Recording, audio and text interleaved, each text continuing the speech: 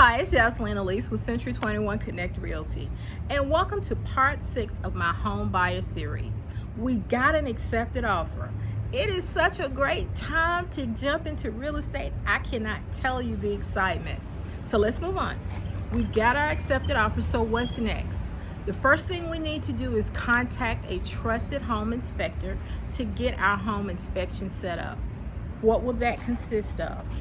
First of all, they check the structures, the systems, and there are all types of add-ons you can get for a home inspection. You can get radon, termite, you name it.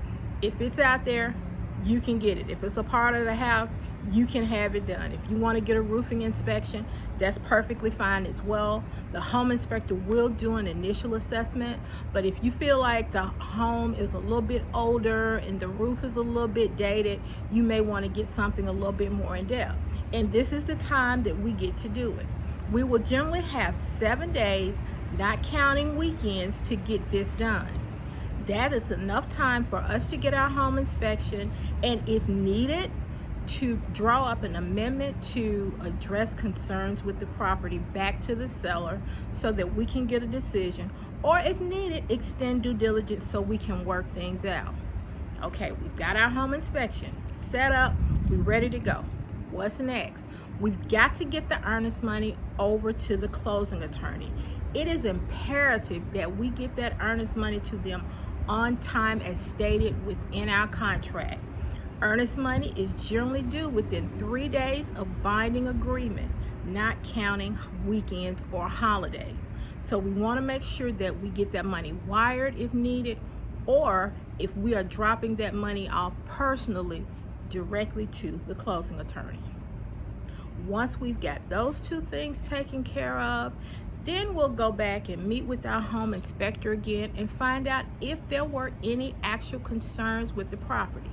Granted, I would like to caution you, no home is perfect.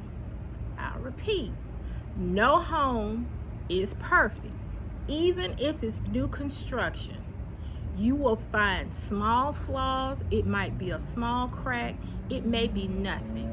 The earth shifts, so you may have a little crack in the driveway. Doesn't mean that the whole world is just going to open up and your home is going to fall in. It just means there's some shifting in the earth. You can have that repaired, generally for not a lot of money. What would make you pull out of a deal after the inspection? If you found something severe like extreme mold. This is Georgia. Again, all houses have mold here. We have pollen, we have all kind of trees. So there's basically no home that you will find that does not have some type of mold. Doesn't mean it is a toxic mold, but it may be some mold. So I want to caution you. What about hot water heaters? What about furnaces and boilers? First of all, the inspection report will go into detail on, okay, this home will need a new HVAC within 3 to 5 years, or they will say something to the effect, this mechanical is ending its usefulness. Basically, you'll need to try to get something done immediately. Is it costly? It can be. Sometimes it is. But you never know until you get in the crux of it, and it may require a more in-depth inspection by a professional. If it's HVAC, what I would suggest, even after you've done your home inspection, if it's a really big house and it's on one or more units, which generally most of them are nowadays, I would get that looked at professionally, because what you don't want is for the freon to go out. You don't want the motors to go out.